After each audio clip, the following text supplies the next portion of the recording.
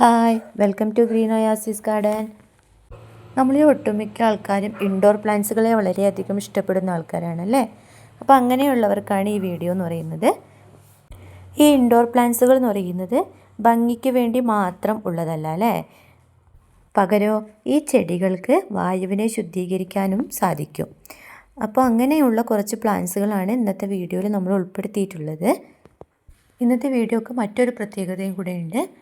Indoor പ്ലാന്റ്സിലെ ഒരു 7 പ്ലാന്റ്സാണ് നമ്മളിന്ന് ഈ വീഡിയോയിൽ പറയാൻ പോകുന്നത്.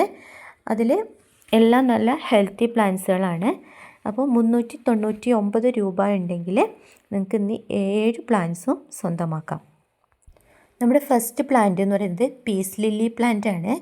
വായുവിലുള്ള അമോണിയ, ഫോർമൽഡിഹൈഡ്, ബെൻസീൻ തുടങ്ങിയ വിഷാംശങ്ങളെ പീസ് ലില്ലി നീക്കം ചെയ്യുന്നു. നല്ല തിളക്കമുള്ള ഇലകളും വെള്ള നിറത്തിലുള്ള പൂക്കളുമാണ് ചെടിയെ വ്യത്യസ്തമാക്കുന്നത്. കൂടാതെ നമുക്ക് എളുപ്പത്തിൽ വളർത്തിയെടുക്കാൻ കഴിയുന്ന ഒരു ഇൻഡോർ പ്ലാന്റ്സ് ആണ് പീസ് ലില്ലി എന്ന് പറയുന്നത്. ഇതിൻ്റെ വെള്ള നിറത്തിലുള്ള പൂക്കളാണ് വീടിനൊരു എസ്തറ്റിക് ലുക്ക് നൽകുന്നത്. നെക്സ്റ്റ് നമ്മുടെ പ്ലാന്റ് എന്ന് പറയുന്നത് ഇംഗ്ലീഷ് ഐവി പ്ലാന്റ് ആണ്. ഇതിൻ്റെ മനോഹരമായ ഇലകളാണ് വീടിനൊരു എസ്തറ്റിക് ലുക്ക് നൽകുന്നത്. വായുവിൽ തങ്ങി നിൽക്കുന്ന ഈർപ്പത്തെ നീക്കം ചെയ്ത് വായു ശുദ്ധീകരിക്കാൻ ഈ പ്ലാന്റ്സിന് സാധിക്കുന്നു. ഇതിൻ്റെ 2 കളർ നമ്മളടുത്ത് അവൈലബിൾ ആയിട്ടുണ്ട്. ഗ്രീൻ പിന്നെ വെരിഗേറ്റഡ് ടൈപ്പും അവൈലബിൾ ആയിട്ടുണ്ട്.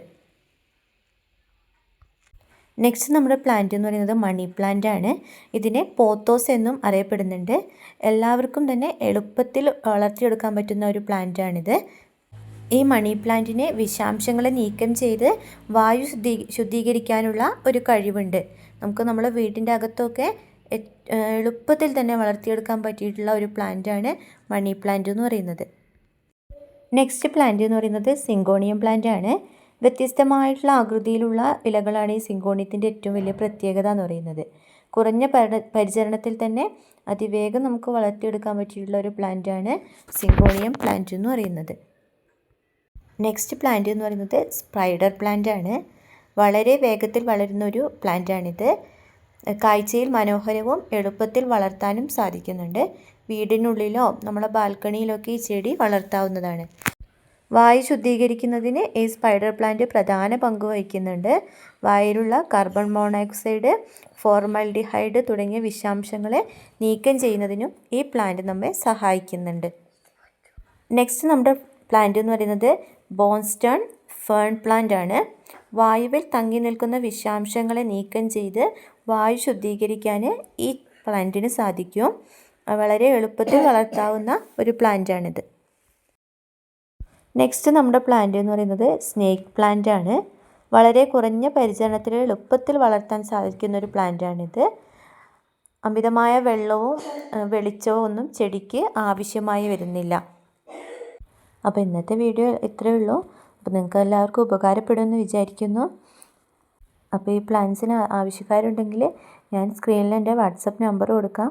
അപ്പോൾ നിങ്ങൾക്ക് വാട്സപ്പ് വഴിയോ അതല്ലെങ്കിൽ വാട്സപ്പ് കാറ്റലോഗ് വഴിയോ പർച്ചേസ് ചെയ്യാവുന്നതാണ്. പിന്നെ വീഡിയോ ഇഷ്ടപ്പെടുകയാണെങ്കിൽ ലൈക്ക് ചെയ്യാൻ ആരും മറക്കല്ലേ. നിങ്ങളുടെ ഫ്രണ്ട്സിലേക്കൊക്കെ ഒന്ന് പരമാവധി ഷെയറും ചെയ്ത് കൊടുക്കുക. കൂടാതെ ഈ ചാനൽ സബ്സ്ക്രൈബ് ചെയ്യാത്ത കൂട്ടുകാരുണ്ടെങ്കിൽ ഒന്ന് സബ്സ്ക്രൈബും ചെയ്യുക. അപ്പോൾ പുതിയൊരു വീഡിയോ ആയിട്ട് നമ്മൾ വീണ്ടും വരും. അതുവരെ ബായ്.